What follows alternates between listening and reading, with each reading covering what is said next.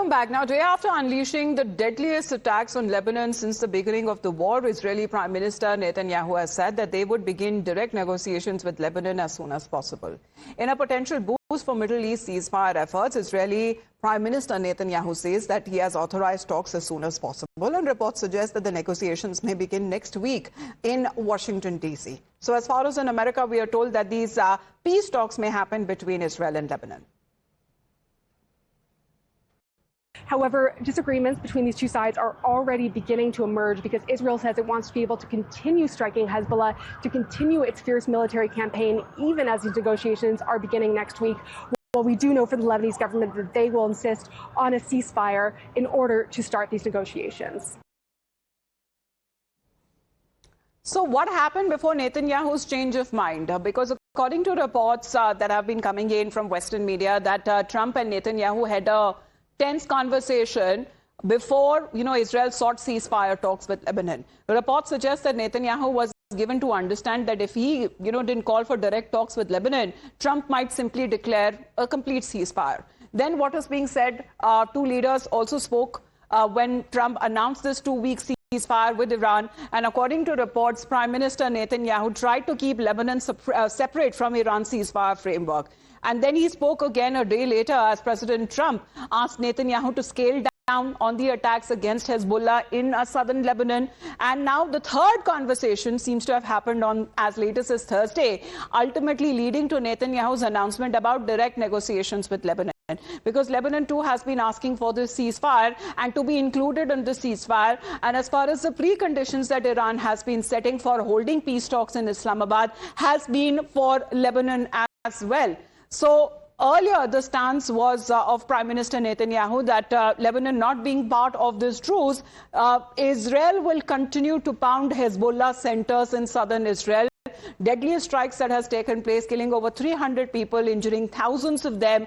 And not just one, there have been multiple strikes that has been carried out in different areas across southern Lebanon. Let's in the meantime also talk about what Lebanon president has now said. This is the first statement coming in from the Lebanese president, who has spoken to the Israeli envoy.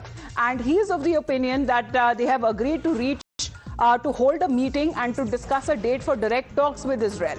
Now, Lebanon's president, who has also openly denounced Hezbollah, says that during the call that happened between the Lebanese and the Israeli ambassadors to Washington, an agreement that has now been reached to hold a meeting next Tuesday at the State Department to announce a ceasefire and set a date for direct negotiations under the mediation of the United States of America. Because the U.S. has now been, Mayank, treating this as a completely different war because it is not involved in this fight against Hezbollah. Israel is. Now here, U.S. seems to be fancying itself again of playing this role of a mediator so that, they can say that they, stopped another war. And this is direct talks that is now expected to happen between the U.S. and the Lebanese side. And the Israeli side, I beg your pardon. Yes. Yes. And the important point is actually the two sides which are talking is U.S. and Iran. The side which is operating is Israel on Hezbollah. Imagine. And now when it comes to talk between Hezbollah and which is Lebanon and Israel, that will be in U.S. So it all becomes a multi-framed talk in a way. So we have to see which side does it rest. Because with time we'll be understanding the kind of strands which will be opened or unraveled. As far as this ceasefire talks is concerned, not yet has it started, but then posturing has already begun from every side, to the extent that every side is saying that operations might return back, arms are on the trigger. I mean, the statements have started coming out. Even Iran is saying that their 3 conditions have been met. So what you see is actually Hezbollah or Lebanon has remained the most significant point for Iran. And they had put everything at stake, even the ceasefire talks when it comes. Wherein the US had made statements. Donald Trump had come out and said that they'll be launching an even bigger operation. Yes. And the military was resting, which was prepared to launch the operation. Yes. So imagine the kind of sides But there seems to be again different versions that are coming in from Israel's side as well. Because initially, let's put that at breaking update, Israel had maintained that the ceasefire talks can happen simultaneously, but the attacks against Hezbollah won't stop. And it seems, according to IDF, we are getting another breaking update because the Israeli Defense Forces continue to strike Hezbollah.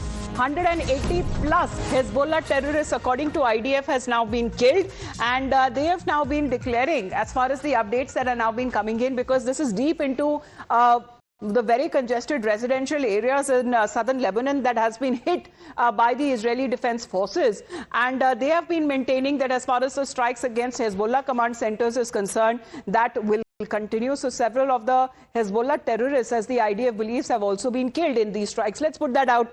I beg your pardon. What the Israeli Defense Forces have been saying, that within a minute, the IDF has eliminated 180 plus Hezbollah terrorists in 3 areas simultaneously in large-scale strike based on precise and high-quality intelligence. 100 plus targets were struck simultaneously across Beirut, Bekaa, and also southern Lebanon, including main command centers, the military structures used by Hezbollah commanders, and multiple terror infrastructures and sites used by Hezbollah top operatives. The IDF says that prior to the strikes, steps were taken to mitigate harm to uninvolved civilians as much as possible, including using precise ammunition and also aerial surveillance. But it cannot deny the fact that as far as when it comes to civilian areas that has also been hit on part of the IDF, there have been a significant number of casualties that has also been reported. But IDF on this part, with the announcement of peace talks that are about to happen next week in the United States between Israel and Lebanon, now the strikes on part of IDF continues in southern Lebanon against Hezbollah. We'll see how exactly does it pan out. We're going to head into a short break, back at the top of 8 a.m. with the latest headlines.